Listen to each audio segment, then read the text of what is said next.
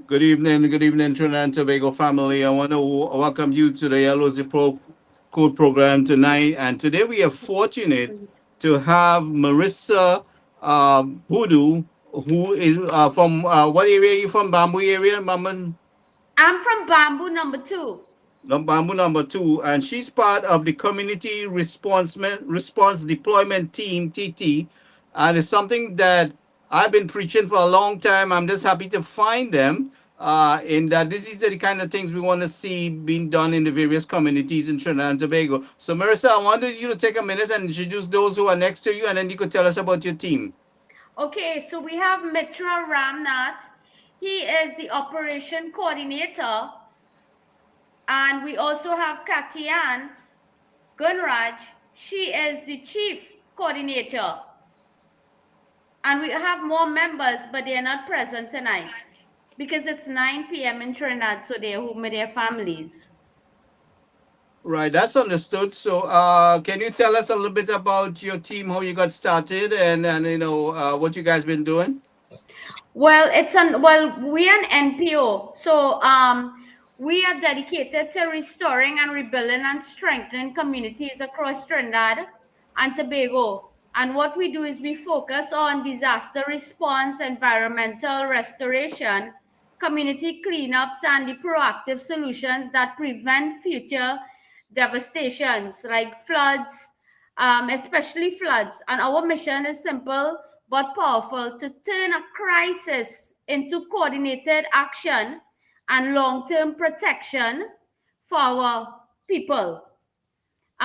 In Bamboo, in the year 2018 and also 2022, I don't know if you all knew, our community experienced severe flooding due to the river overflow. Many families suffered loss and displacement, and that disaster was just a moment in time. It was a wake up call for us because I'm from Bamboo too, and Katian, she's from Bamboo too as well, and Mitra, he's from Karani. So we all suffer that. And since that, we formed this team and we have committed ourselves not only cleaning but seeking a permanent solution to prevent such tragedies from happening again. Um, Today, we had the opportunity to speak to Mr. Dalchan regarding his prototype design.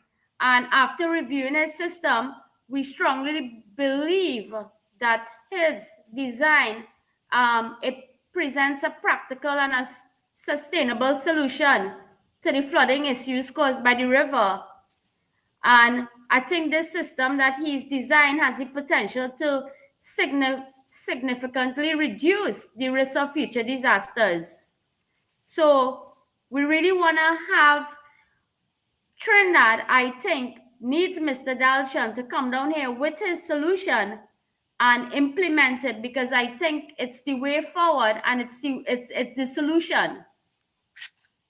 So yeah, Marissa, thank you very much, and thanks for the call today. Right, I spoke to to this team, Gary. Samad, you also there in the background, Samad? Yes, I'm here, Karen. I'm listening. I'm listening. Okay, yeah. So this team contacted me today because Okay. they are from Bamboo number two, and I did my implementation under UNC government in 2013 and 2014 in Bamboo number three. Now there was a serious problem there, and the government of Trinidad and Tobago Drainage Division tried to solve that problem using the old conventional sluice gates and stuff, and it failed. And what happened? I was contacted, and I developed a solution, a unique design. It's intellectual property and it's registered with the Intellectual Property Office. And I implemented it there to mainly prevent the backflow from the St. Joseph River, from backflowing through that sluice gate into Bamboo number three, which is the lower part of Bamboo number three there around Northern Avenue, right? This used to be inundated whenever that river is flowing almost at full capacity. So I implemented that design there. It's very successful. It's very resilient. It's a viable design, climate resilient. And it's a typical backflow is a typical problem all over the place, right? And it's a design I developed to safeguard the catchment. So I'm happy that this team contacted me. I know that there's many problems associated with drainage, and Ms. Budu, you could, if you want one of your team members there from the president from Bamboo number 3, he's well aware of my design. The gentleman I spoke to today, he could talk about it because he lives in Bamboo number 3 there, and give us a little briefing as to if it has flooded lately since after I implemented that design. So if he wants to say a few words, no problem. I know he's from Bamboo number 3. Yes, well, Tyrone could not make it tonight, but we have Mr. Ramnath, who saw the system. He was with us today. He knows, he's fully aware. He saw your prototype today. So he's on. So he's going to speak about it and what you think about it, Mitra. Hi, so good night, everyone. My name is Mitra Ramnath. I deal with all the operations for our organization, planning and executing. And we all have suffered some form or fashion of a disaster in forms of water. So mostly flash flooding, riverine flooding, that type of thing. We have been on embankments trying to preserve them from further collapse, from fissures opening, from sheet spillage, that type of thing. And our team,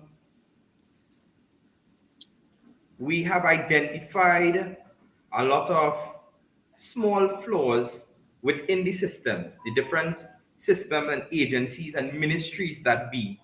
And one of our plans is to implement solutions to the problems, not only bring problems, but also solution that comes with those problems. We have been looking at the drainage in Bamboo for a while now, since 2022, 2018, and also the system of Mr. Lal Chan, which I have eyes on for a very long time now. And I've been hearing good things. And what we saw is a system that works. The problem with the system is lack of maintenance by the proper ministries and agencies that be. We have looked at over 1,200 feet of drainage today that has poor maintenance. And if maintained and restored properly, it will alleviate or at least help with the faster flow and runoff of water if the system is up and running properly together with the pump system that they already have in place. If both systems are tied in, then we can have a faster runoff. In the country of Trinidad and Tobago, I have seen over time that the drainage we have was for 40 years back. The things we have in place now exceeds what they put in place for 40 years ago. And it's very difficult to open these water courses because how people build houses and buildings.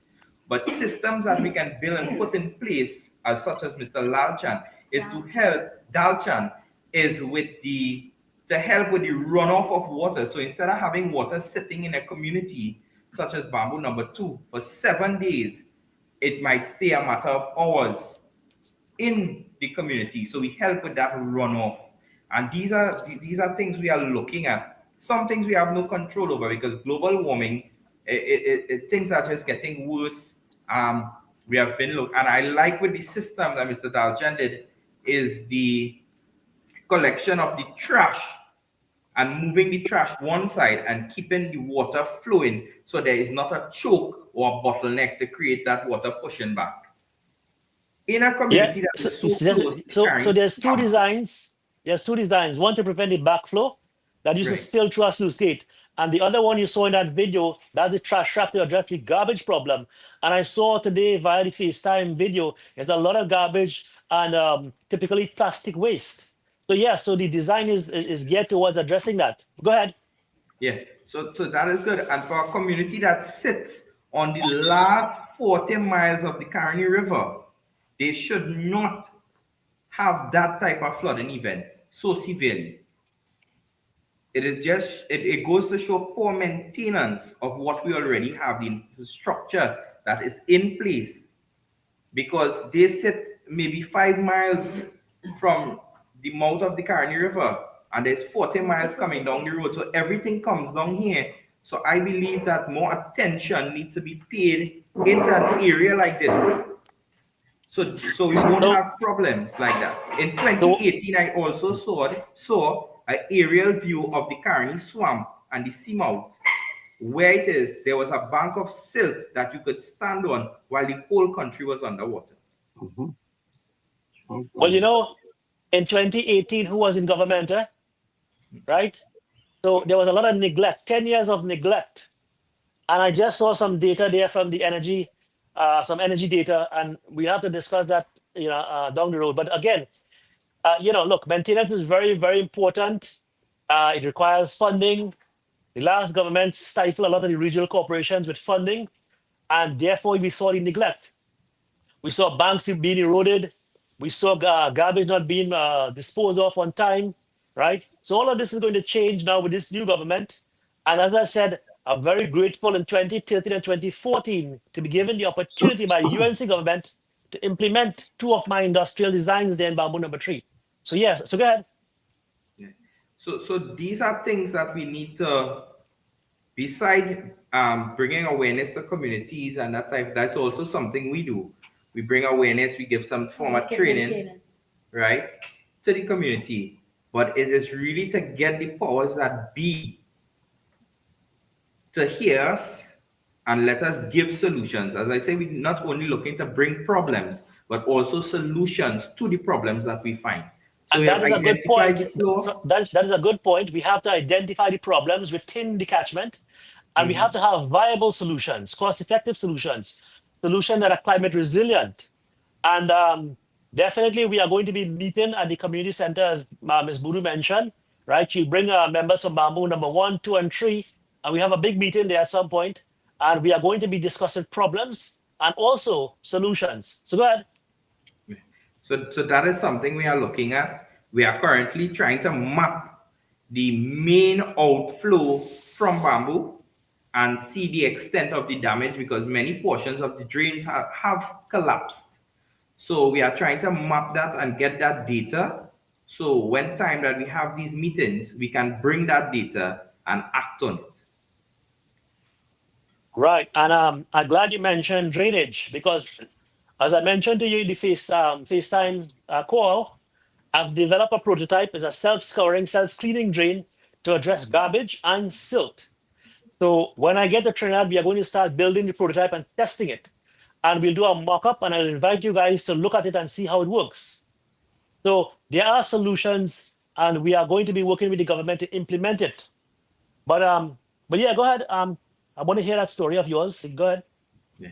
So in 2022, so I am from the community of Caroni, and what I would have saw is a pile of plastic waste together with styrofoam and greenery that spanned for 40 feet by almost 100 feet. So that's almost like on one lot of land. And I can't give you an idea of the depth of it. But it was the plastic waste and these other materials was so thick in the Caroni River, I was able to walk onto it and stand while the river was at 95% capacity. Wow.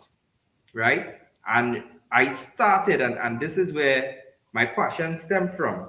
I started picking up 1 bottle at a time and placing them in garbage bags and throwing them onto the bridge.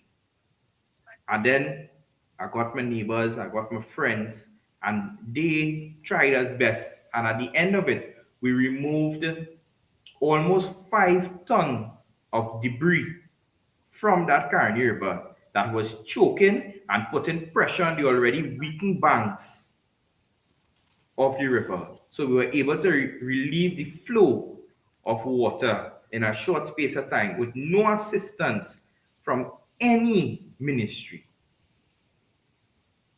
And this was in 2022. 2022.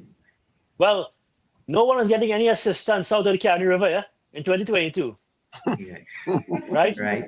So these are all things that so I'm not surprised there. I've been to many homes. But hold on a second. But that is going to change, eh? That is going that has changed with this new government. Hope is on the way. Amen. Amen to that. Amen to that. We welcome that. And we welcome that. And we want to work closely with you making that change. Well, I've committed myself And as you can see in Bamboo number 3, we had a serious problem there. A lot of poor people affected. They just look. We could look at flooding, right, and damage to material and stuff. But there's a human impact that very few see, right? And I've seen it firsthand, where people in little board shacks, relaying their stories, and it is one of the things that drives me to do what I do on a daily basis here, right? To bring these viable solutions. Because I'll tell you one thing, and your colleague mentioned it there: climate change is not slowing down anytime soon, and what we're dealing with here is only going to worsen. We are going to be experiencing more and more intense rainfall, 100-year, 1,000-year storms. And these are biblical storms that will take lives. And we have to prepare ourselves. We have to bring climate resilient designs and implement it, right? And fortify our communities. So that's why I am committed to working with the different communities. We started at Bamboo number 3. We're going to expand to Bamboo number 1, Bamboo number 2, Valsine South, right? And throughout Trinidad and Tobago. And look, let me commend you guys for what you're doing here. The gentleman just mentioned 5 tons of garbage, right? Picking up garbage from a garbage patch, walking into a garbage patch in the Caroni River. Look, we often talk about tourism and beautifying the country, right? And how are we going to promote a country where, if a cruise ship is coming into our shore, our port, and they see a garbage patch or a pile of plastic waste? That is a bad first impression. I saw that firsthand in St. Lucia when I visited there to talk to the government and discuss flood mitigation, right? And I documented it, and I brought it to their attention. I said, hey, you have all these 4 or 5 cruise ships here coming in here, and a big pile of garbage just floating out into the bay in Castries there. That is not a good first impression. So we in Trinidad and Tobago, we have to think about tourism. We have to think about it seriously. We also have to think about climate change, because again, it is not slowing down anytime soon. So what we are going to be facing in terms of the impact is going to be devastating if we continue to embrace old conventional sluice gates and stuff, and we don't embrace climate viable designs that are effective and get towards solving the problems. But go ahead. So, Ken, I'm going to jump in here for a minute. So, I want the team to understand that we've been preaching a few things here on this platform for a number of years, for a few years here now. In fact, myself, I've been pushing an agenda of addressing the Caroni River on its whole, or these areas where we control the flow of water from up the hill, and where we Correct. create floodgates, we expand the holding capacity, water storage, where you would have larger size retention. We have discussed here, Ken, before you join us, with Dr. Ramrup, who was the former CEO of ODPM. You guys might know him, Stephen Ramrup. I'm hoping I Yes. can get him to join us tonight. So we have a team here with highly qualified people who has all the intentions of addressing these issues. But I want to be able to attempt to control the flow of water from uphill before it reaches down to the central area. So if we could set up the floodgates, we could widen the river, set up the holding capacity, or water storage and treatment, all these different things we have in our mind. It's just a matter of being able, the government has to now build new a flow of cash flow, where they are also, Dr. Munula's out there trying to revitalize our energy sector, to bring our economy back to where we can help our people. So while Dr. Munula is working with that, we also are trying to work with our Minister of Works, our local government minister, Mrs. Jolene John and Khadija, which will be in touch. We have them in a group where we share our messages and ideas and stuff like that. So these are things I want to give you guys an idea. First of all, I want to congratulate you. I'm so proud. I'm so happy to find people like this. I'm very impressed with the young man here, and I want to see more young people like this fully engaged in doing what they're doing. And these are the kind of things we've been trying to encourage through the local municipal government, where we get them to work with the communities. We have a community resilience agenda, which exactly what you guys are doing. Not only deal with the flooding, but train the community to respond, to assist someone that may get into an accident, may know the first aid, may know the necessary CPR and things that need.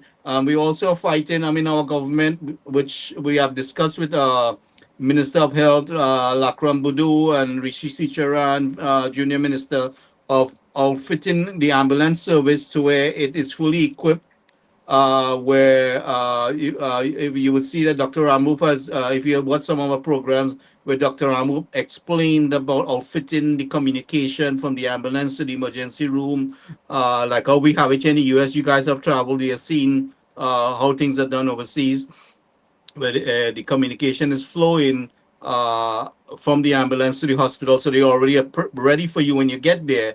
But also, our local community is trained to respond to assist those in need, because we have lost too many lives and we continue to lose lives because people are not trained to respond to assist anybody, and we have seen that all the time. Where they're begging for ambulance and it can't get there in time, or it may not get there.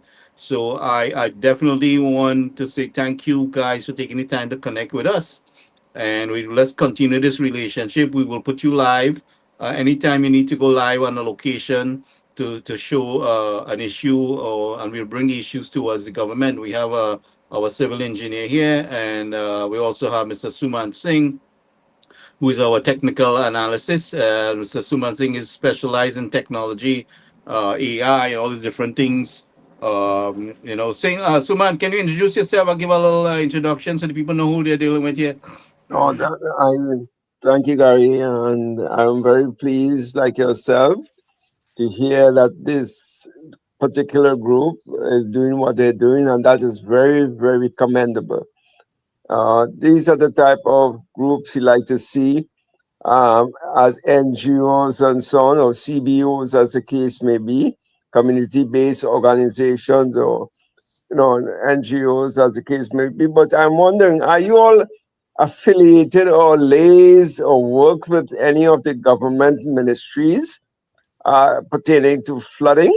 I'm asking a question.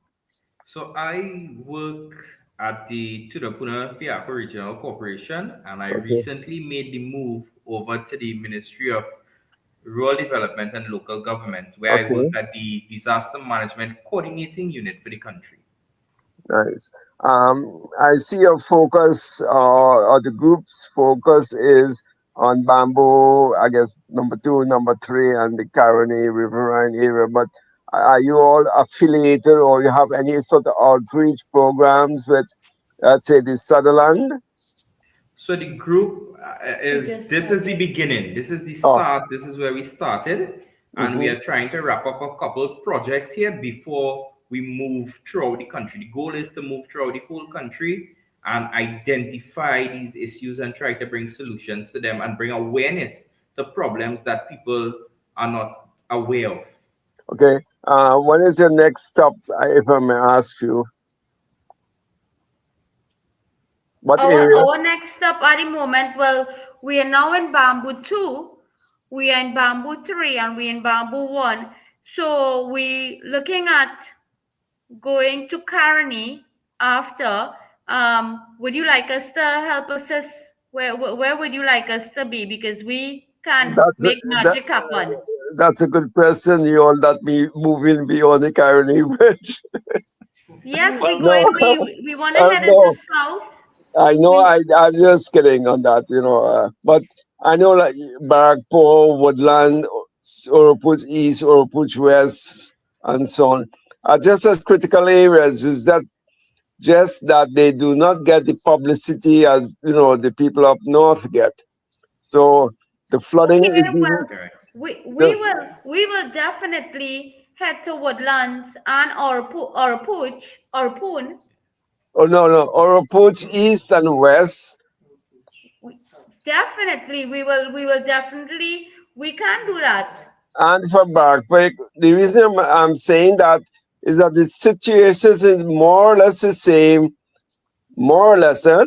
as what occurs in Bamboo number 2, 3, and 1.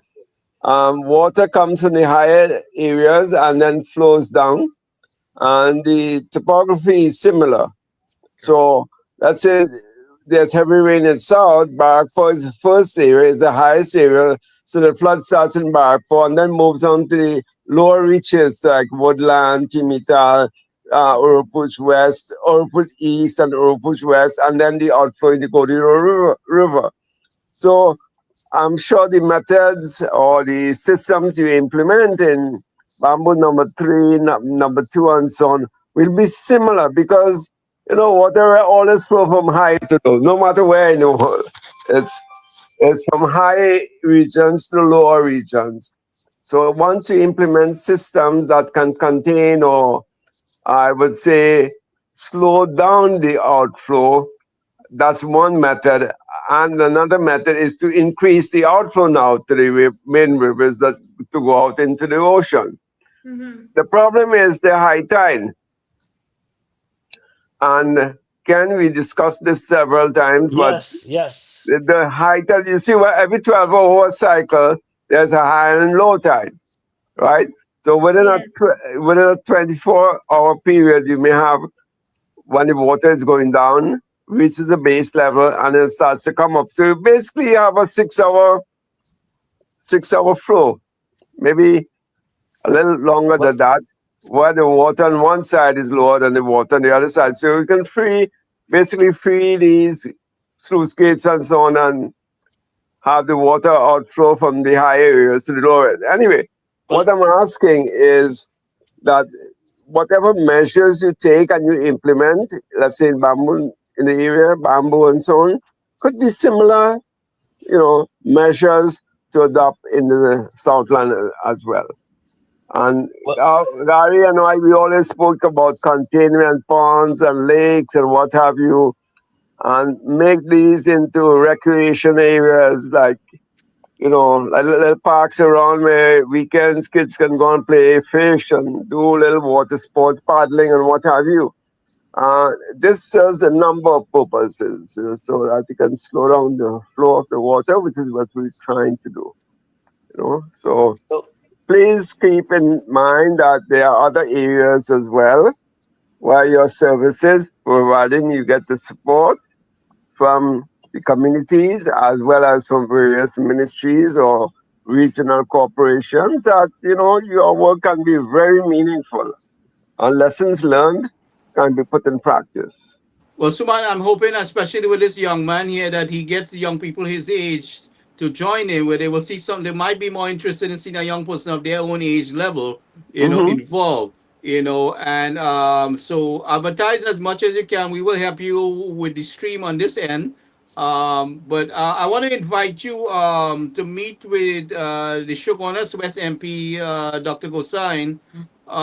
Maybe if you guys are free this Thursday, he has a community outreach. If you guys can get down there, in down by the Sumaria area there. I don't know if you're familiar with it, but I will link you with him, so you can meet with him there. And eventually I'm going to have Ken Dalshan and the team meet with Dr. Gosain in the Shogunas West area, because Shogunas is kind of like, we have a big project that we have designed that is going to resolve a combination of things with the traffic, the flooding, and there's quite a bit of things that is in tandem with what the government is saying about. I don't know if you have seen the government projected design, but I could always share that with you guys later on.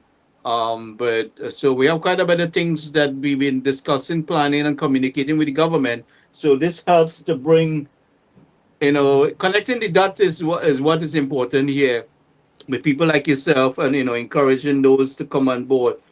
We definitely need the volunteers. We want to encourage, and it'll be something for the young people to do also, showing them how they can help their community, and instead of sitting home and being bored, they can make some new friends and stuff like that yeah, also. Yeah. yeah. Gary, we didn't hear from the lady in the middle there. Miss Kubraj. Sorry, the person in the Katian middle. Gunraj. Katian. Katian, we didn't hear Katya, your if you can say story. a few things, introduce yourself a little bit. Tell them we are first aid and we're looking for ambulance as well. Just tell them. Good night. Good night, yeah? Yeah, Good I night. didn't hear the question too. No, tell us a little bit about yourself. I heard you were a victim of flooding also. In what bamboo you live in? Bamboo number 3? Bamboo 2. Bamboo 2. Right. So you Yes. would have experienced the big flood there in 2022?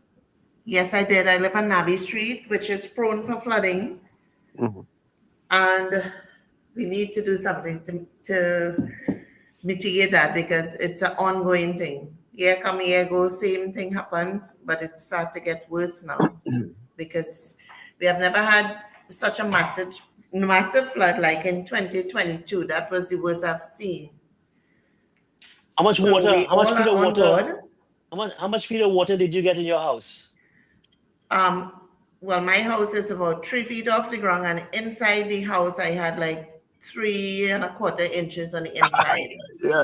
Wow, I'm So- telling So, water. so we say Practically 6 feet of everything was water, lost. 6 feet of water roughly in that area. But Yes. you guys would notice that the Caroni River from the after the 2015 period was not clean, and a lot of debris Yeah. was in the Caroni River, and a lot of the flooding was caused because of negligence, not so much because of excessive water, but because of negligence, and the backfill of everything went straight back into the river. So I'm hoping that going forward, that when we clean the river, we don't leave the stuff right there to go back in the river with the next rainfall.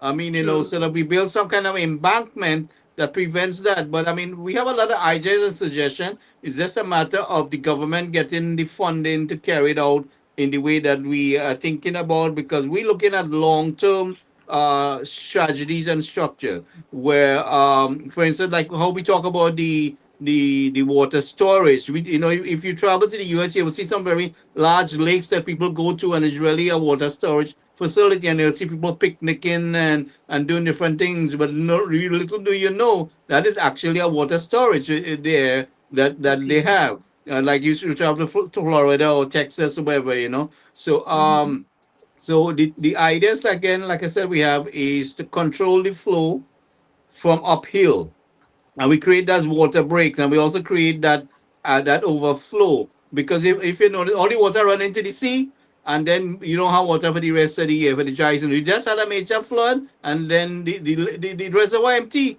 because the things are not designed to flow into the reservoir. And they would, I mean, millions and dollars have been allocated to these ministries, and we don't get money for value. That's why a lot of us work hard to change government. Now we have a government here who has to start I mean, it's like they're not coming from ground level; they're coming from underground. So they have to work very hard in revitalizing the economy and the flow with our energy sector, with Dr. Mulilan is doing, and the various things. But we are on our part has to do whatever we can in working together with each other, connecting with each other, which I want to continue to build that team. So, like I said, we're very excited to connect with you guys. And Okay. I'm very proud of the young man there. Question, Yes, Gary, and if I may ask. go ahead, Samad. You know, while I was there several years ago, it was said legally that all the surface water belongs to WASA. Can anyone tell me if that has been changed now? No, that is still stands. All the water belongs All to the WASA. water. So if you dig a well in your yard for your crop time, you just have a little garden to water it in the back. That water in the well belongs to WASA. WASA. So the guy Gary, was right to say, tell Wasa, come and pick up the water from your yard when the flood Correct, then. because it does belong to WASA. so Gary, you see what the problem is. Part of the problem is legislation to eliminate that piece of crap. Yeah, because I mean, we see people taking water from the river to water their garden, and they was being arrested and charged. But Yes. the water goes right back into the ground and into the river. So that was a very foolish thing to do. Number one, but So that has to be addressed big time. Big time means big time. yeah, but Suman, beside that, we need those large scales holding facility and the water pumps to pump. Not only you're dealing with the design to navigate the flow of water, you need those large pump house functioning. I know, I right? understand that, but the personal wells and so on that people may have built or constructed to ensure that they have a water supply, whether it's for agriculture or for personal uses. That should never be the asset of WASA. That has to be changed. But That's what I'm this talking about. prehistoric colonial way of thinking is why we changed government. All of these things we presented to the prime minister, that we wanted a change from this prehistoric kind of oppressive ways. You know, so most of those legislation we're going to be communicating with our various MPs that we want things adjusted, and we need the people informed and on board so we can fix things to suit our people. We have to get, and I always say I like our people to recognize that they're citizens and not slaves or indentured laborers, because we seem to be trapped psychologically still where we're afraid, to address issues. And we strap in that mentality, don't make no trouble. But what I'm saying to you is I want to encourage you to be very outspoken and bring the issues forward. You are citizens of the country, speak like a citizen, know you're a citizen, and let's address the issues head on. Next thing I like to go into the floor. Suman, fix your mic. Okay, the next thing I like to bring to the floor today is where Your I mic can is still hardly messed hear up, you. Suman. Your mic is still messed up. we come. Okay, better now? Still muzzled, Suman. Hello? I A don't know little what's going on muzzled. with your mic. Yeah. So But Ken, maybe you can yeah, make a but talk you in know, meantime. I spoke to the team today, and they did a video um call, and I saw some of the typical problems, Gary, and I'm building a prototype. It's a drainage section that once I get on the ground there, I'm going to use it as a mock-up design so people can come like this team here, and any one of the ministers, regional corporation chairs, etc., could come and see how this self-scouring drainage section works. Because the garbage is just, and the silt is just sitting in the drain there, and it's trapped with all of this vegetation, right? And it creates a plug, a constriction. And this is one of the problems among many which we have to address. Conveyance, right? Backflow, mass storage. We spoke about building check dams along the river to attenuate that flood wave. There's something called a flood wave, and we have to attenuate that. So it is not just one solution, but a combination of many solutions that we have to look at. And these are viable solutions, right? Because again, the intensity, rainfall intensity is only going to increase over time. As the ocean starts to get warmer and warmer, it's going to pump more moisture into the atmosphere. And when these systems pass over these warm waters, it's going to breed monster storms, right? And you guys are very familiar. 15 minutes and hopeless floods. Yeah, I mean, Yes. you could go to Yeah. Port of Spain and you get 3 feet of water, right? In 30 minutes. Correct. Okay, and I And All of that is because of how they poorly allowed infrastructure to build and not navigate things in the proper way. Everybody just stayed along with what they wanted to do, and there was never really proper supervision and how we go about these things. It was done helter skelter.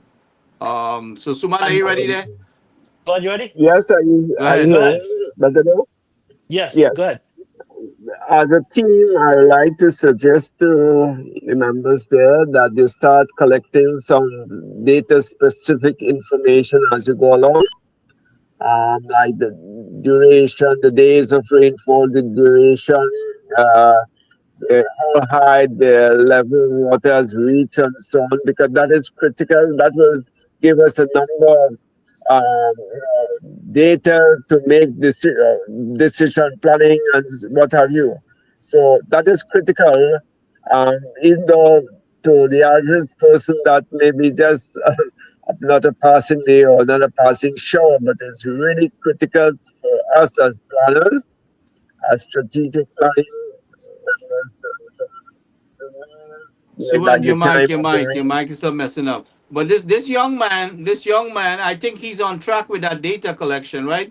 What's your name again? Metro. Mitra, Mr. right?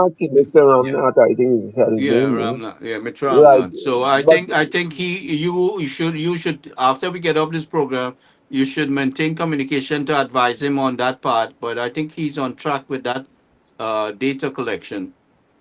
data collection throughout the cycle, I mean, it's not like a one-time event, like the time of the day, the quantity, the amount of rainfall, how many inches, and so that if there's, let's say, we want to show like a correlation. There are 2 inches of rainfall in a 1 hour space of time. What happens downstream? Hey, you know what? That results in 1 foot of flooding or 1 foot of flood water. So you, like that, you want to, as a cause and effect sort of scenario, where you want to show the correlation, the time of day, and so on. So we can project in the night if something like that happens, what to expect in the morning, Yeah. 6 o'clock when you open your door, your window, or whatever you have. You know, so these things are critical for planning. That's right. So, Madan, let me ask one question there to Mitra. Mitra, you guys have access to the rainfall data. There's gauges and stuff that are strategically placed, all around the country that collect rainfall data. Do you guys, that Yeah. regional corporation has access to that data? I believe this is the Piaco, I responsibility think of WASA. Piaco, I Yeah, think has one. I'm it's not too sure, but Yeah. Could you guys access that data, or you have access to it? right. So that is access to the stream flow gauges that they have placed.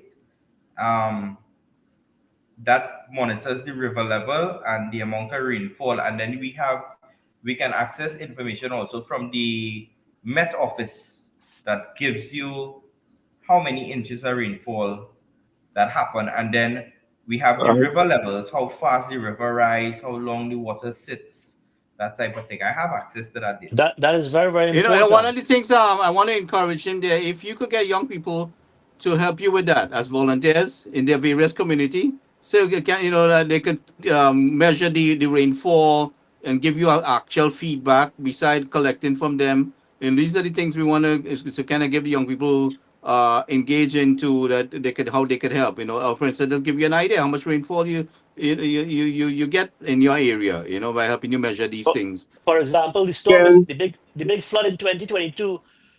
We would like to know how many inches of rain fell over what duration, right? And what then does the river level up to? Because the river level is not such a good gauge because the river could have a lot of silting in it, and you may get the wrong reading. So that's yeah, has to be more considered. accurate. Yeah, more accurate is the amount of rain that fell over what duration, and then we have something called IDF curves, intensity, duration, frequency curves, where we Correct. could Correct. identify those storms, and we could say, hey, you know what? We had 5 inches of rain falling over a 3 hour period, right? And And that as a result, devastated. it resulted Correct. 2 feet flooding like that. So there's a correlation. That's what we want to develop models so that we can correlate. Doesn't matter now when the rain falls. It can fall at 8 o'clock in the night. We can tell people, forewarn people in the morning to expect this when they get up in the morning. And that is the predictive capacity of these models. That's right. That's right. But I see the team doing a lot of good work there. And over the last 10 years, a lot of communities throughout Trinidad and Tobago have been neglected. Corporations have been starved of funding, right? And I'm happy to see that you guys took the initiative to not wait for anyone to say, hey, you know what? Let's wait for someone to clear a drain. But you took the initiative to go out there and not just address matters within your community, but outside of your community also. You included Bamboo Number 1. You have members from Bamboo Number 1, Bamboo Number 2, Bamboo Number 3, right? And you guys came together and you form a unit, right, to respond to disasters, because when that flash flooding occurred and 4 feet of water, right, that flood wave came and topped the bank there and breached the bank, and that water started to gush in there. You guys had to scramble and scamper about to safeguard your home and your loved ones and your documents and everything. I mean, I was there and I saw watermarks, and I mean to say, I was like close to 4 feet in some areas, 5 feet. People could have drowned there. Imagine slipping and hitting your head on something, and all of a sudden you fall in that water. You're gonna drown, right? So thank God, there were no loss of life. Kenny, not only that, the contamination and the day and age we live in, the contamination that comes into Sewage that water, content, etc. Right. Right? and that is a greater concern. You could get floodborne diseases, and so it's not like long ago we go and bathe in the river, and the river is just water running from the mud. No, I mean, you're getting all kind of things mixed with the river. So that's a great concern. But remember, And there's a lot of farming, livestock farming, a lot of fecal matter and stuff there, right? So it's a health hazard also. yeah. So and then what plans what you guys have structured in place that for rescue operations? What do you have in place so far? Kind of supplies? What do you have? So one of the programs that all of us were trained in is something called Community Emergency Response Team. Right. For sure, And, that, wonderful. Absolutely. That was done through the Ministry of Local Government. correct. So I am actually one of the international instructors for that program, Excellent.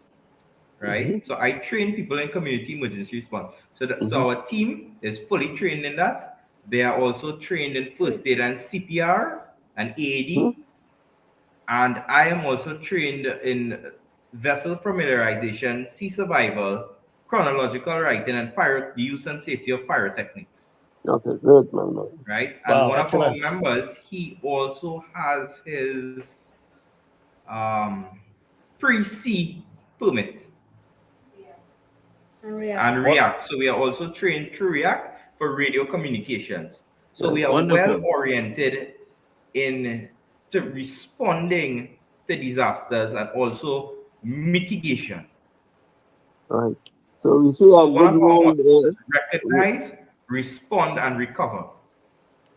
We see a strong correlation Yeah, between disaster preparedness and your group, if I may ask. yeah.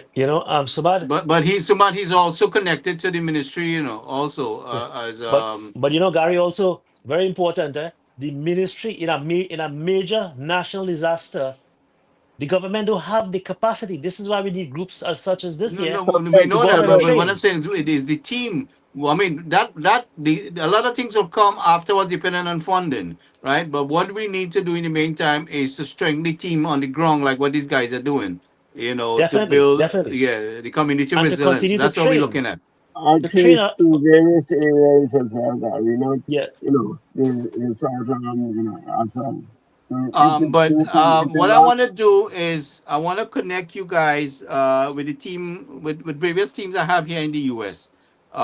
So that I shared this idea when Brett took place, and they were willing to come, but they just needed people to accommodate them. Some of these guys were willing to sleep anyway. If you guys could, house them and and feed them. They were willing to volunteer their time. But Yeah. so I would want to make that connection. I have a friend here out of Jersey City. He's in charge. He's charge of the Jersey City resilience team, and they're internationally how to say connected.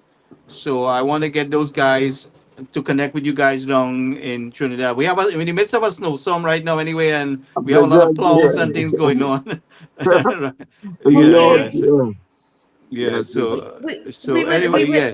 yeah, we'll definitely welcome them here, and we will house them and feed them. That's so Right. So, nice. That's so so I want to nice. make arrangement going forward that these guys who are volunteers, they will share ideas of how they got funding and things like that. And there could be agencies who are non-governmental can Yes, assist. yes. Even with the I want to government, help make that connection. These guys to share idea how they can connect with funding and what they can do, and different things like that. And Dr. Ramrup is actually the best person to advise on these things. But whatever little access I have, I will try to connect you guys with it. So I want to give you guys the opportunity to come back when you're doing programs to go live on this channel, and Well, Gary, we earmark and we schedule for a meeting with members of Bamboo number 1, 2, and 3 at the community center in Masburu. Is that Bamboo number 2? Yes, it's bamboo number 3. And I'm going to do a presentation on my design, and I'll do a site visit so they can see firsthand the design. And I'll explain to them how it works, and then I try to identify problems within the other catchments in Bamboo 1 and 2, and see how we can replicate the design, scale it up or scale it down to address these problems. So that is already planned, and I give my full commitment to this group to work with them to bring the engineering expertise and advice. And Sumad, also when we go to Woodland, we probably have them accompany us down there also. Definitely, because we want to make it something national in scope, you know, not Yeah. something national. So we are addressing the entire chain of flooding. Not, you know, not Well, we'll engage the MPs for those various constituencies. You know, I mean, we're in direct Definitely, contact definitely. with Dr. Munilal and the various MPs. You know, Dr. Bodo, so Tanku, these yes. two So other MPs. I have a disaster team WhatsApp group here that I would like to probably add you guys on there so we could exchange communication. So Yes. we will do that. But I And have all the MPs and a few councillors in there. Who's your various councillors? Let's get you name the councillors with various areas that you connected with. Right now we are connected to the MP, Miss Kadisha Amin, Right. And who's the councillor? and Seema Oh, that's my good friend. Augustine. Right. Okay. And who's the other councillor for the other areas you guys connected with? So Any? I deal with Councillor Richard Rampasad, Okay, I right. have his contact too. Right.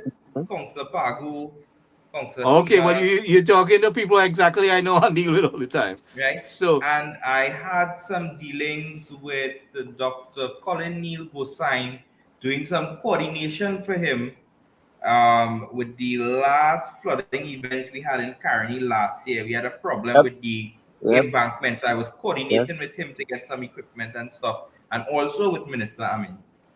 right. So if you have some time, you know, just reconnect with him, Dr. Gosain, because he has an outreach on Thursday where he's meeting the community. So I don't know if you guys, anyone of you guys, could head down there on Thursday. We will definitely head down there. We will go as a team. Okay, so I would get your number from but the young man Yeah, is already connected with Neil, so you know so we make that connection and like and get that going. Yeah, we will definitely go down there on Thursday. Yeah, let's build the central base, expand it, whether it's Caroni East, Caroni Central, or however, Shogunas West, Shogunas East, and then and Couva and them areas. And as we go by, you know, we strengthen the base, and then we can move southbound, you know, going, you know, in that direction. But yes, definitely we want to connect with those MPs and see how we can Yeah. connect with those communities there. Definitely, and you know, we want our name to be, you know, a household name, because as Mr. Gary was saying, where we actually we went a little further, because we know there's a problem with the, you know, calling the ambulance services. So we actually looking to bring in an ambulance, so anybody can call us and we will respond in a timely manner. Right. Community based. So you would have to kind of keep it down for certain jurisdiction like central area for now, because the amount of calls you might get, you know, you want to restrict it, yeah, and then eventually we could expand into other communities, Yeah. and central Miss- definitely need that kind of a service. So whoever, you know, I would like to get Dr. Ramov on board to advise you with that ambulance, you know, how to say acquisition and how, you know, and outfitting it. You know what is, Okay. you know, things like that, because he's very knowledgeable on the outfitting part of it. So definitely we will do that. Miss And So Bodo, again, the channel is available. Whatever you guys are doing, and that, you know, just give me a shout out and I will send a link and we go live. definitely. Thank you. Miss We Bodo, really appreciate that. yeah, Miss And we're Bodo, one looking quick, forward to facilitating the guys from the USA. Miss Bodo, one quick question with regards to the farmers. I mean, it's, you know, in your area down there, I know they do a lot of farming just at the lower end of Bamboo number 2, and even in Bamboo number 1, there's a lot of farming going on there also. So mitigating the flooding would also impact the farmers in a positive way. Yes, it will. And I'm sure the farmers must have complained to you guys about the flooding. They have been complaining to us since we started in October. We had a lot of farmers complaining to us. They come to us and we are just finding solution. And your system will definitely be number one. and most spoken about system, because we looked at it and it's an awesome system that is going to work. Certainly, And certainly. the And I look, farmers, they will be here attending that meeting when you get to Trinidad. yes, I look forward to that. And also, I would couple that with a site visit also, right? So yeah, so get all of them together. We have a platform here, as as Gary mentioned, right? But You guys but have a Ken, space also here. listen to me. We don't have to wait until you get down there. Also, the channel is available. Yeah, yeah. Organize, get a lead person from each area, and I think I can hold about 6 people into the feed here. So we could start some discussions, Yeah. going forward. So yeah, that's good, Gary. So Ms. Budu, why don't you get some of the farmers, right? Because we like to hear the local stories, the people who have been impacted, the human impact, and get them here and let's hear their stories also. We could do a live, as Gary Yes, mentioned. that's a problem. I will do that. That's perfect. Definitely. We love to hear.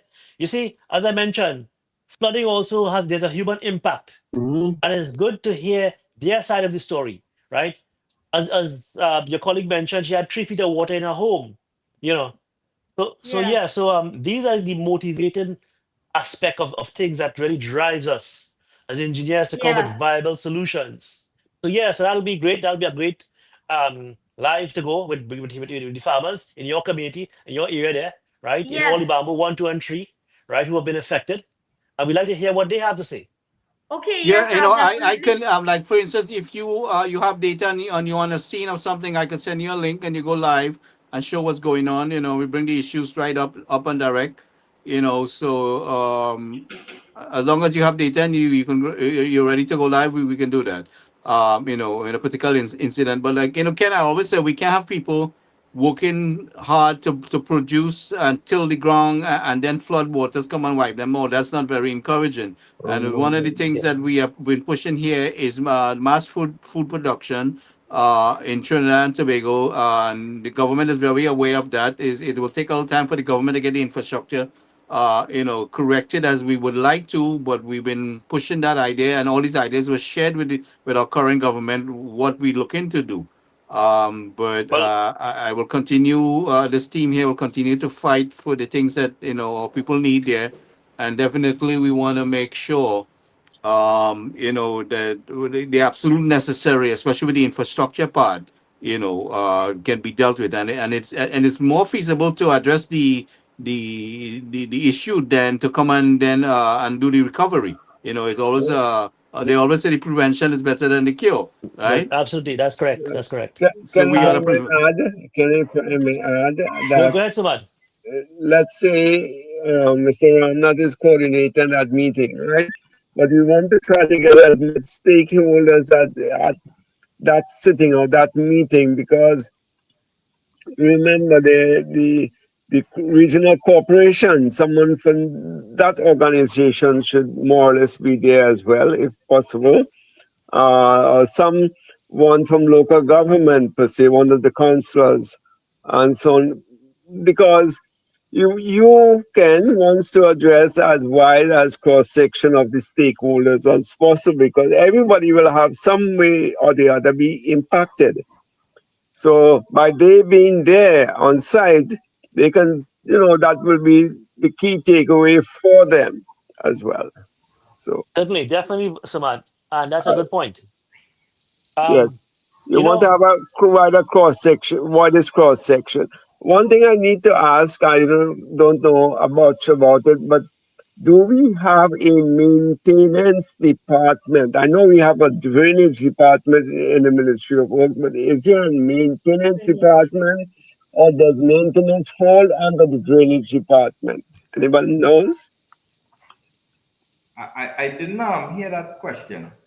Okay, is there a maintenance department as part of the drainage department, like a sub unit of the There drainage is department? supposed to be a maintenance department within drainage, and Uh-huh. also in the corporation, there's the public health department that deals Right. with Yeah, I'm aware of that department, public health component. But But there is um, supposed to be a department within drainage. I don't think it's a big team as the team in the corporation. It's a much okay. smaller team. Now, is it possible using your contacts to have someone from that section be invited when Ken is doing his meeting? I can try my best to get some Right, persons right. Yeah, because I mean, all it is, as I'm saying, we need to have it wide as Suman, possible. your mic. I don't know what's wrong with your mic. Are you hearing now better? yeah. Yeah, I'm hearing you better, Sumad. Okay. Yeah, you need to have the widest cross section of the stakeholders there because, Ken, we don't know how often we'll be down there at this particular time or any particular time, So, No, we'll as try to bring in as many as possible, right? From correct, various parts of the ministry. that's the point. And That's the point. Yeah, when we move, we knock, we cross our I's, dot our T's, one shot, so we're not wasting time, right? correct. Because remember, look, I could construct some of these designs in the middle of the rainy season. It's not a problem. I've done it already, right? Mhm. But again, we want to get it implemented as soon as possible so that the farmers can find some sort of relief. Remember, these guys are planting continuously, right? And they've been inundated. Some of them, you know, um, they're just waiting on a subsidy, right? And that's not the way to do business where you plant Right. your crops, you grow it, and then you get flooded and you wait on a government subsidy. That is not sustainable. So we have to end that cycle. But it requires all stakeholders to be a part of that conversation. From Ministry of Works and Transport, local government, and food production, because there's an overlap there when it comes to flooding. Absolutely. Absolutely. So I've given this team my commitment, right, to work with them, right, as an engineer and a expert in flood mitigation, right. Again, we are not dealing with conventional designs that you see every day. These designs that I've developed is intellectual property and is protected by the Intellectual Property Act. So it cannot be replicated or anyone can just use it. It is also designed in such a way that it can be scaled up or scaled down depending on the cross section. And when I mean cross section, the drainage cross section. And of course, there is proven technology and very scalable. Someone, I could hardly hear you. I Check your said mic, please. it's very scalable. Well, flooding is not just one particular problem. As Mr. Mitra Ramnath mentioned, the garbage patch that he was walking on the Caroni River, right? 40 feet wide by about 100 feet long, right? Of styrofoam and a lot of stuff mangled in there like a mat, right?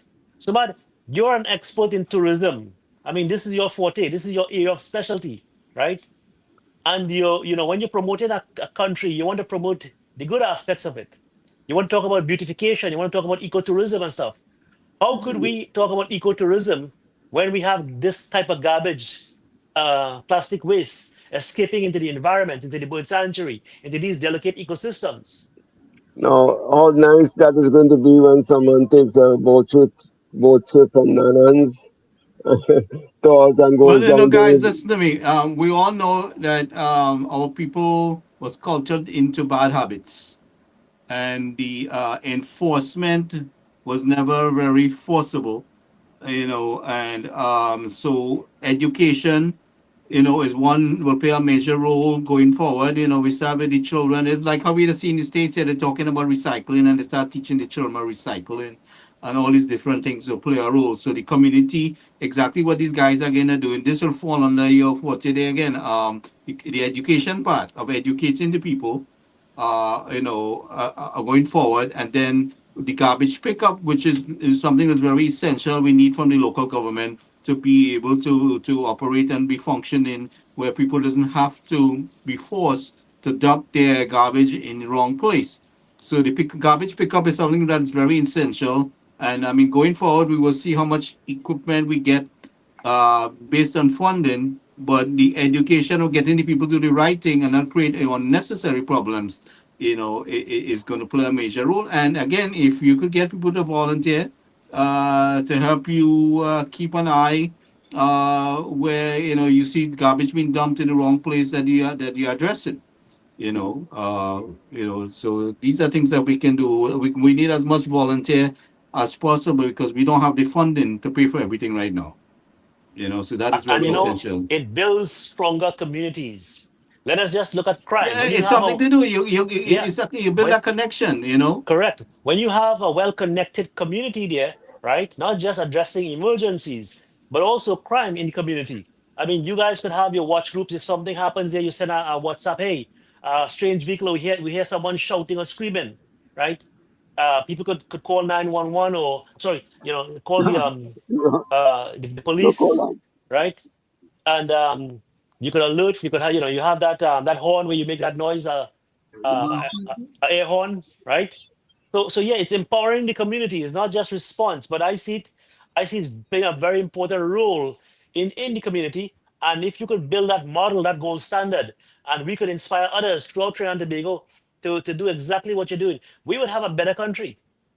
Yeah, but that's part of the community resilience side of it, that Correct, we've been correct. pushing for all along, as well as Dr. Ramop. He was very, occurrent with that setup.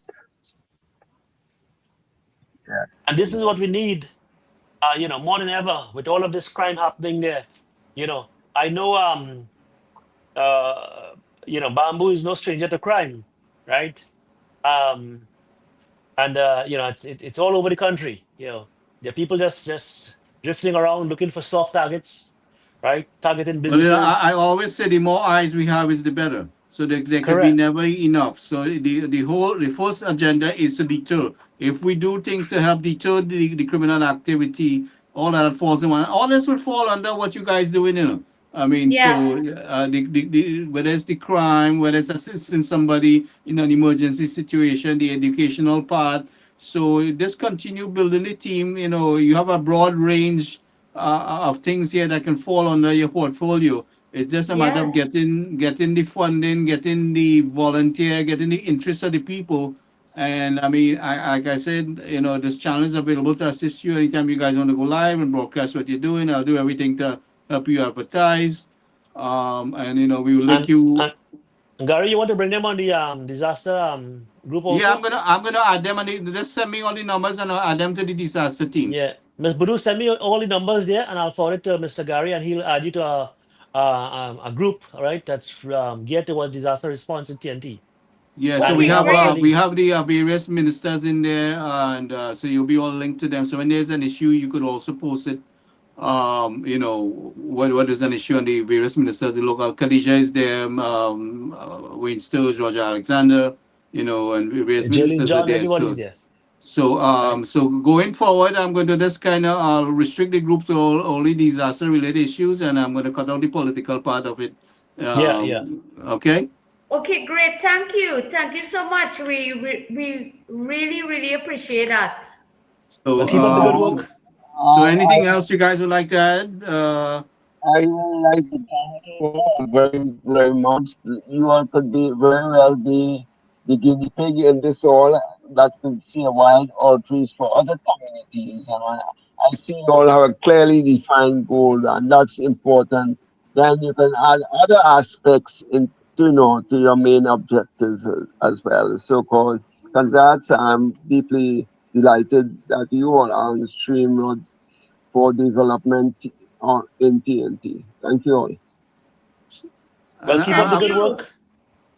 Keep up the good Thank you. work, And we and are going to keep growing, and our name is going to be a household name where people can call when there's crime, when there's any sort of disasters. Right. We want to be the one to be the first to respond in a Mhm. timely manner. So we want our name, Community Response Deployment TT, to Yeah. it's just about building back communities, building the love, getting solutions, finding the solutions, and we are so grateful for Mr. Ken Dalchan for sharing his solution with us, and we look forward to working with him. And also, we want to maintain the system when he implements it. Right. Well, certainly, his thing is could be adjusted according to scale wherever is needed, whether it needs to expand or different things. So So we're definitely going to have him on the ground there with you guys. And like I said, we Yes. have a lot of plans for other things. All will depend on funding and how much we can get to expand the holding capacity. We have shared a lot of things with the government, and so people will understand why they need to keep this government in place, because there's a lot of things planned for their own benefit going forward, and these things we will reveal.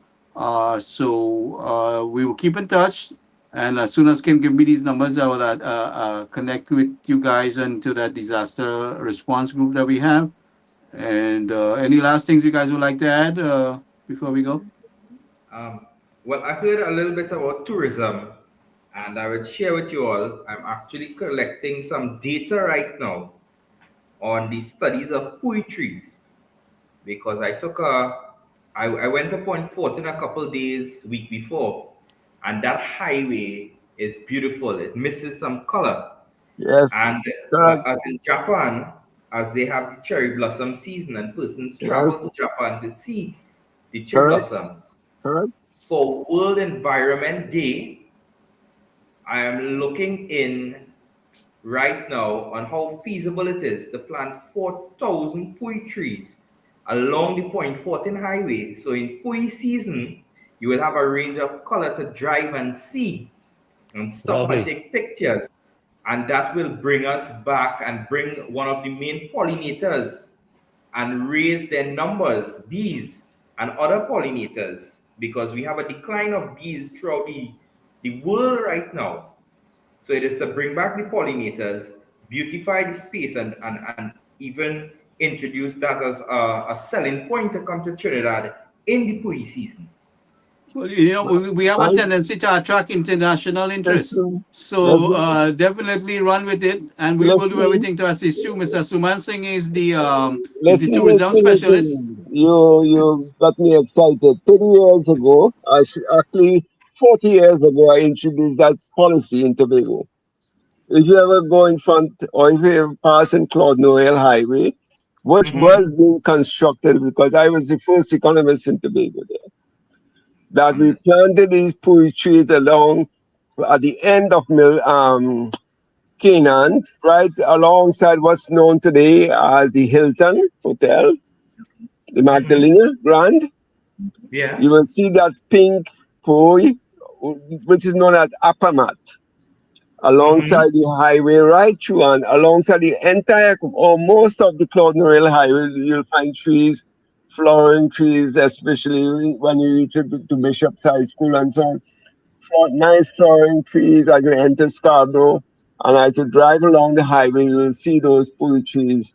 Very, very beautiful at certain times of the year, and I use that a lot for my ecotourism strategy, because I'm a director of tourism in Tobago as well. So I can tell you that policy works very nice for the eco aspect. And for the general beautification, you drive along the highway, you see nice trees, follow nice trees and so on. It gives you a nice feeling as you reach to work that day, that morning. So I am very conversant of what you are saying. But just know that I've done that 40 years ago. So it'd be nice if someone can replicate that. In Miami, I do see it often here as well. So let's see. Thanks for that idea. You jog my memory back, my friend. So I just have to get the studies from UE on how feasible it is to introduce 4,000 trees of the same species into that area. And once I But why have not that try data, to I'll why be not able to try to act. why not try to do it the different colors? Colors, always attract better. Okay, Like let's say stagger the colors. a mile with pink, a mile with the yellow pool, and whatever So varieties that they is the have. idea. Huh? And those could act as mile markers. And not only that, you can try to solicit sponsors for that. So let's say from La Brea to Point, that part of these trees planted by R. Singh and Company, or let them be the one to upkeep this for the duration and so on. Yeah. We So actually Sir, we are now doing the bamboo entrance of bamboo 1. Then we are going to do bamboo. No, we are doing bamboo 2 at the moment. We are going to do 1 and 3, and we are going to plant. We are thinking of planting some pui trees at the entrance of the beginning of the communities. We are also going to be installing the signs. Welcome to Bamboo, welcome to South, welcome to Page, welcome to St. Augustine, Right. welcome to Piaco. You could also Lovely, add at the lovely. bottom, maintained by so and so, like say, maintained by the village council, maintained by this company in the village, and what have you. So Yes. it's promotion and advertising for them as well. Yes, yes. Would you, when we send our numbers to be added on the chat, is it possible that we can also share some of the videos of what we are doing? Certainly, Sure. certainly. Restoring the communities? Certainly, Yes, certainly, definitely. Thank certainly, you. most definitely. Thank you. Come back with that. I didn't hear that. Oh, we would like to share some of our community videos and pictures of what we are doing at the moment in restoring the communities. Yes. Yeah. So send that to me, and also what I will do is I will upload it into the stream, into our channel here on the YouTube channel. So you send me what you have, and then I will upload it, and you can also share it on the disaster group. All right. Okay, thank you. All right, guys. Thank you very much for Okay, taking the Miss time to Badu. join us. Mr. Ramat, thank you very much. Thank you so much Have a for good having night. us on. Bye, guys. Thank you all. Keep up the good Mr. work. Suman Singh will also be directly in touch with you guys as soon as he hits back Trinidad. Yes, and let us know what time you would like us there on Thursday to meet Mr. Gosain. We will definitely Well, be he there. has an outreach on around 4 o'clock, and I'm doing a live stream with him supposedly.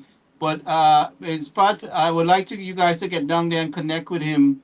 So that you could get a first-hand look of what's happening in that area also.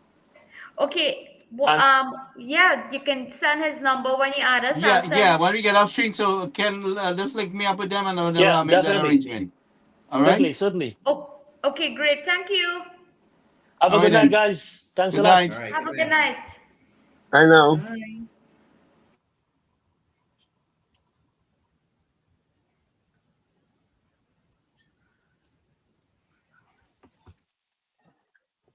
Yeah, somebody there? Yes, Ken, I'm here. I'm here. I saw a post with some energy data Yes. from 2015 to 2025. Right. But before I get into that, this group has been doing a wonderful job, community-based, and non-profit organization.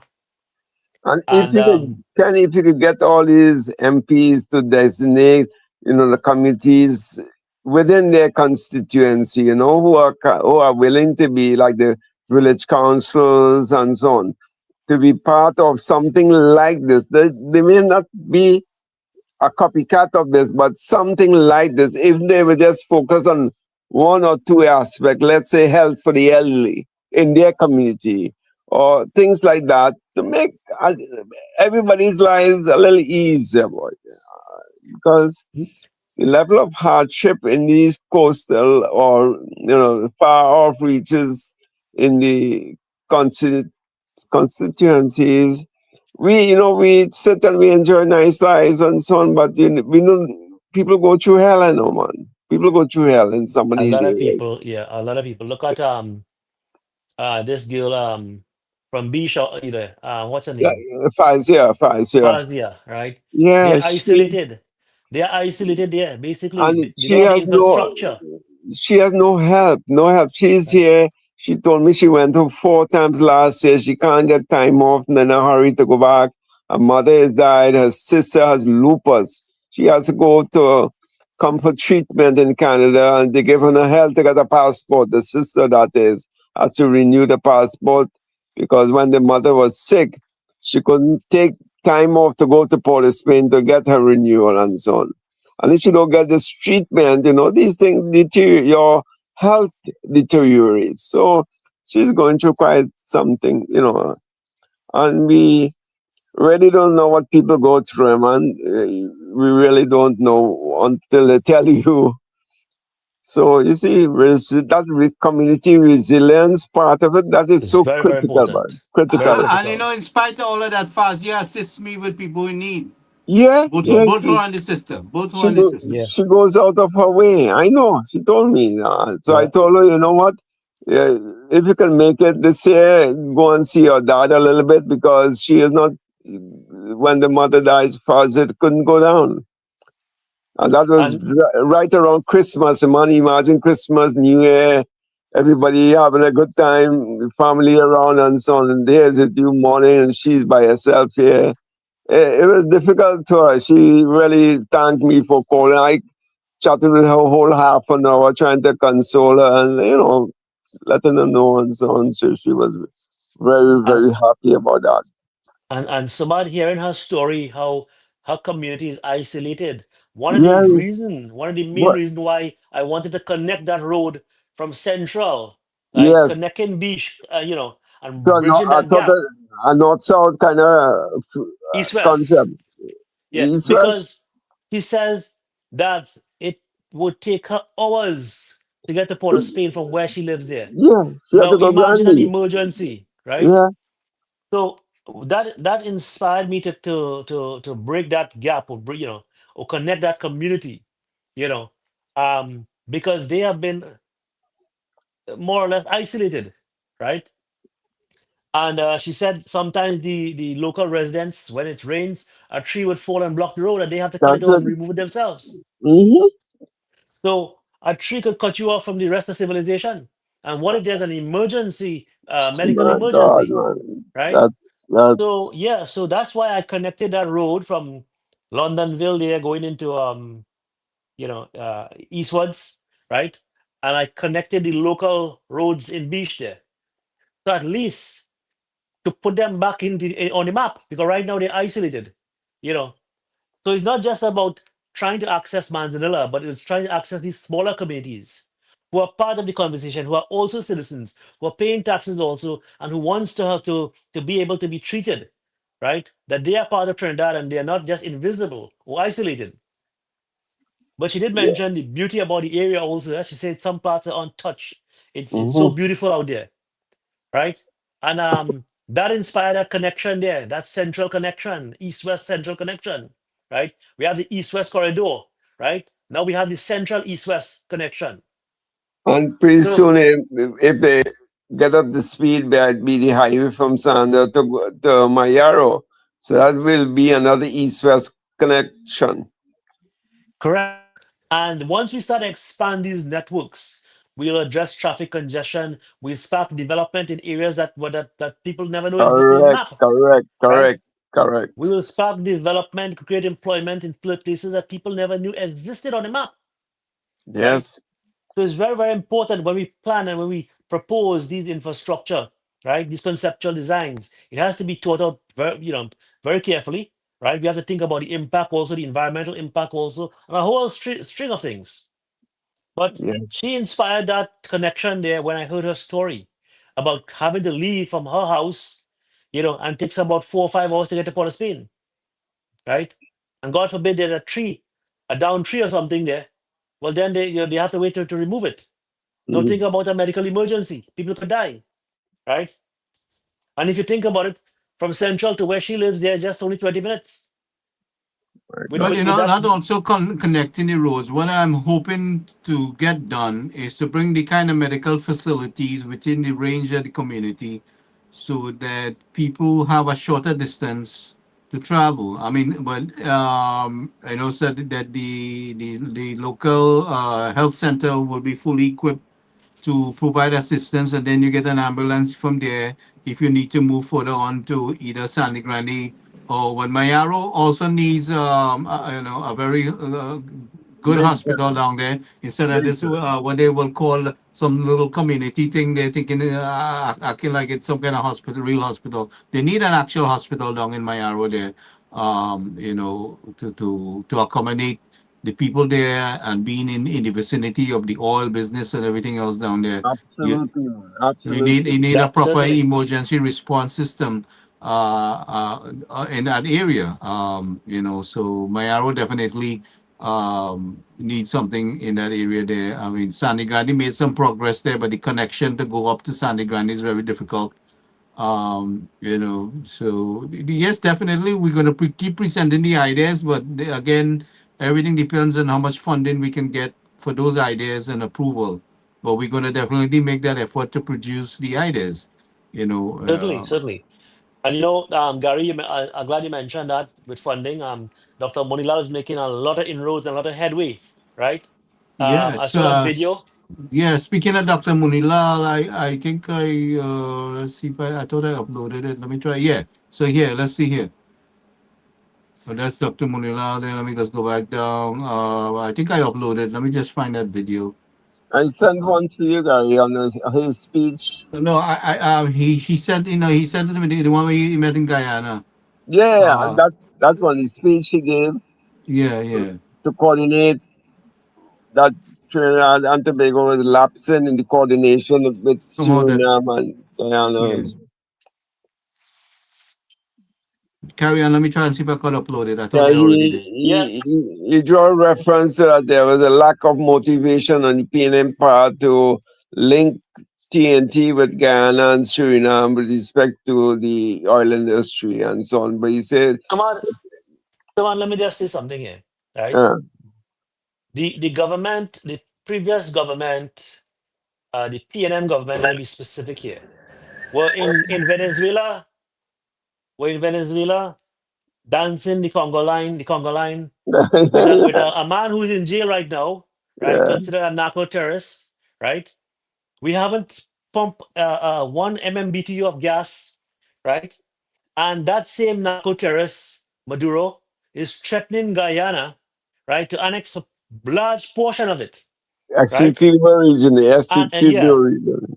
how could Guyana or Suriname and in their good in mind and you know want to have any conversation with a PNM government who is seen as the enemy, who is dancing or is in bed with the enemy, who wants to Correct. take a part of their country, right? Think about it, break it down into simpler terms, Yes, right? Our government, the UNC, the Honorable Kamala Prasad, took a firm stand and said, no way that Venezuela is going to annex that huge portion of Guyana. And she drew the line right there, right? She didn't sugarcoat it or anything like this. She just said, no, that no way that happened. You touch us, you touch one, you touch all, but you right? see what happened, Ken? People see that as race. People see that as a racial issue because I tell you, there were some commentators in Trinidad when she made that statement that because Ghana is this Indian, this is why the UNC is supporting that initiative. Because remember, at that time also, the whole damn Caribbean were against her. So, The man, whole, so, the PNM could talk about race from now till next year as much as they want. At the end of the day, numbers and performance is what matters the most. Right now, absolutely. we need to cooperate, right? We need to form that committee, right? To have those discussions with Suriname, with Guyana and Trinidad and lead the Caribbean in terms of energy, right? Absolutely. And I think Mr.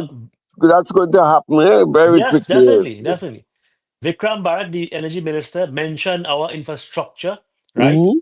Some of it as mothball or operating under capacity, right? Hmm. And they've took notice of that, right?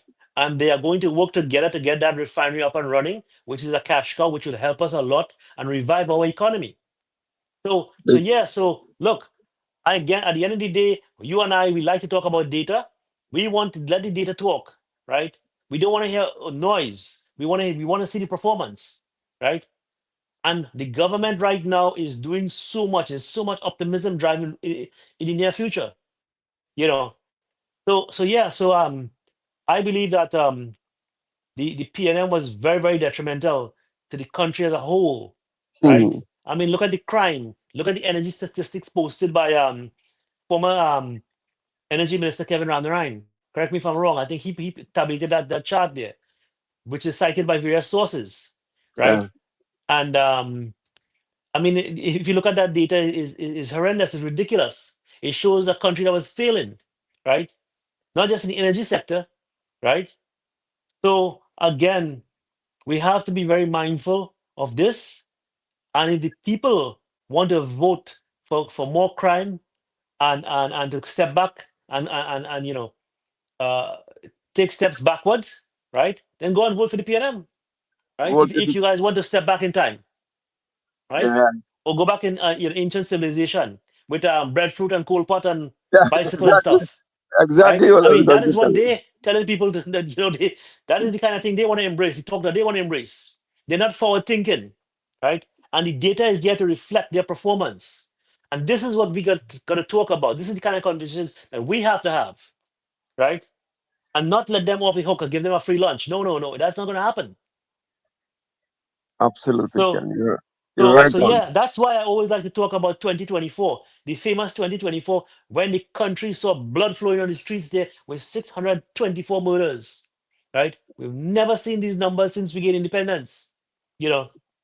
And when we talk about the energy sector for the last 10 years, the numbers are there to reflect, right? The decline across the board.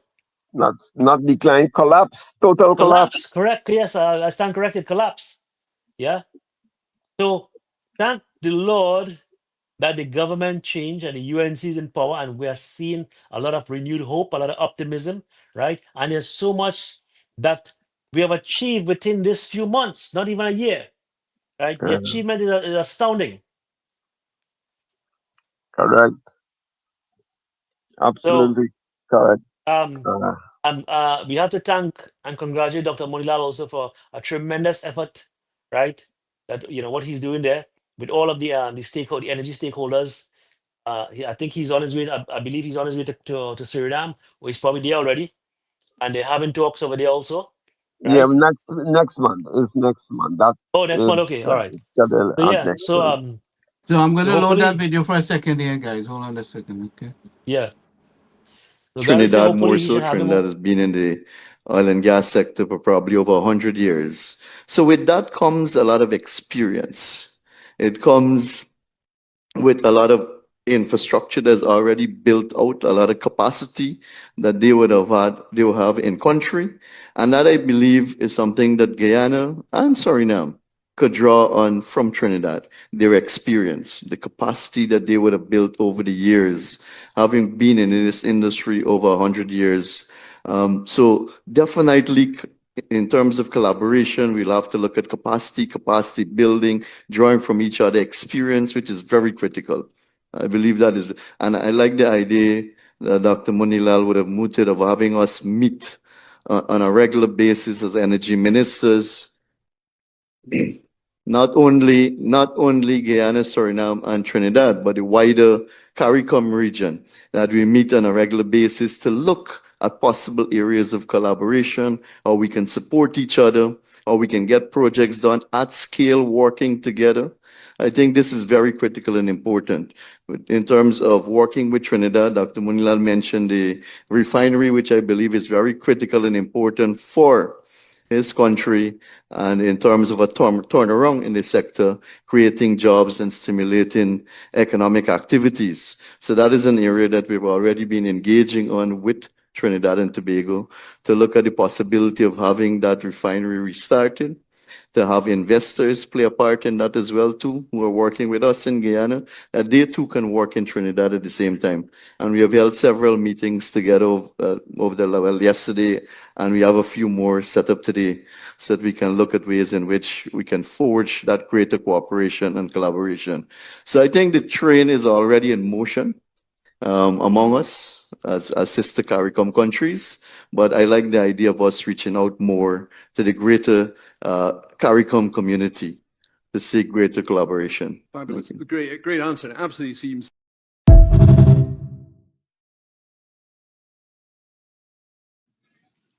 Go ahead, gentlemen. Yeah, I don't know if So you on all that saw. last, Yeah, I can elaborate on some things. I don't know if go you ahead. all saw the notion of the accelerator hub. You all saw that, Ken, or you all know about it? So go ahead, elaborate. The accelerated hub is a one-stop organization which Dr. Mulilal has formed or is in the process of forming. What that now comes, it basically to break the bottleneck. Like, let's say a firm comes on to explore, or we're going to do geosciences exploration, or fast, they want equipment and so on.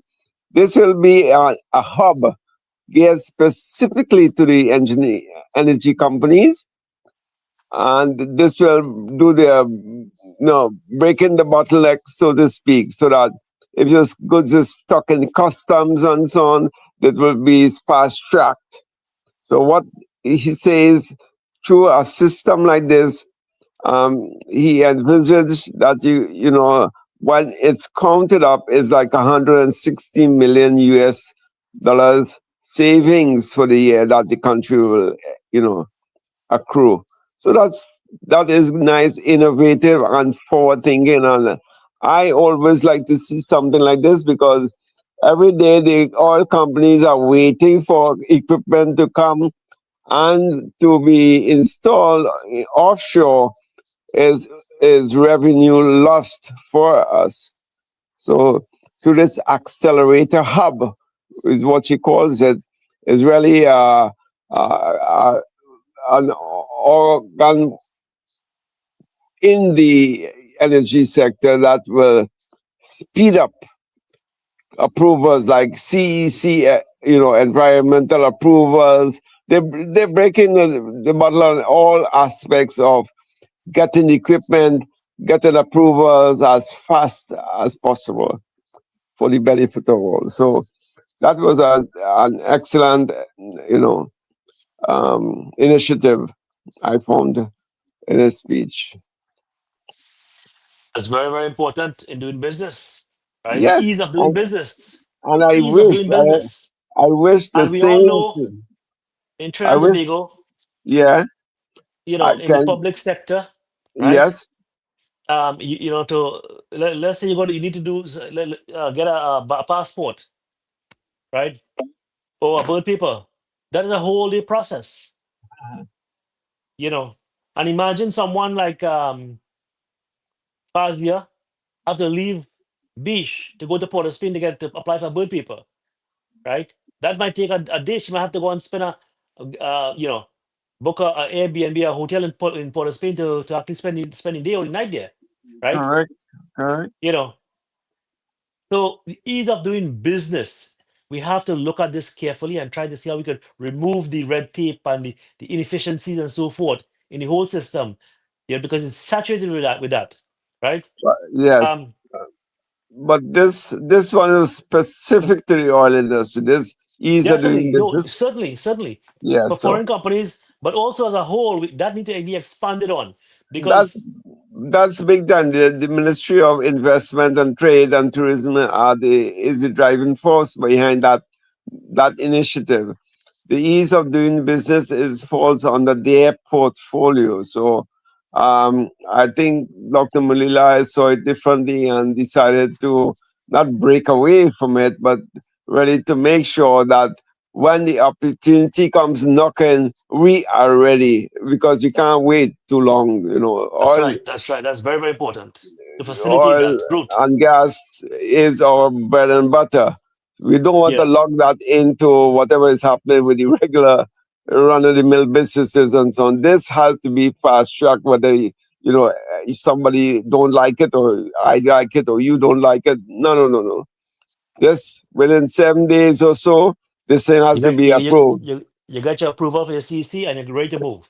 Right, Right. and you got all those things hooking up in customs and so on, and this person not here today and blah blah blah, or it's carnival and you can't get through. Not this kind of crap. This thing is out of the window. That is know, that is the way to so go. You And have that to again, prioritize. Sumad, Yeah. is Uh-huh. forward thinking. That is vision. That's forward thinking. This is the Right. point. This is the point. So No, again, look, you give him kudos for that. yes, Right. I mean, The man is doing an excellent job. not only that, I mean, this was Carnival weekend. Where did he decide to spend this Carnival? He is trying to bring in revenue for the country, trying to build bridges. Right. Correct. You know, Correct. and people will say, Well, the PNM did this, PNM that. There's nothing to support what the PNM did. Where's the numbers? Where's the data? Right? It's only negative data we looking at there for the last 10 years.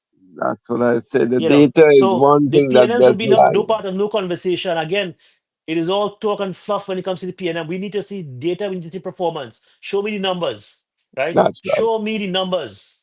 Absolutely, know. man.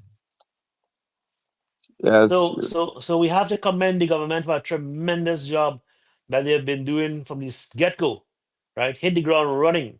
Yes, there's a lot of work because there was a lot of carnage left over the last decade, right? Over the last 10 years under the PNM government, and we have a lot of work to do.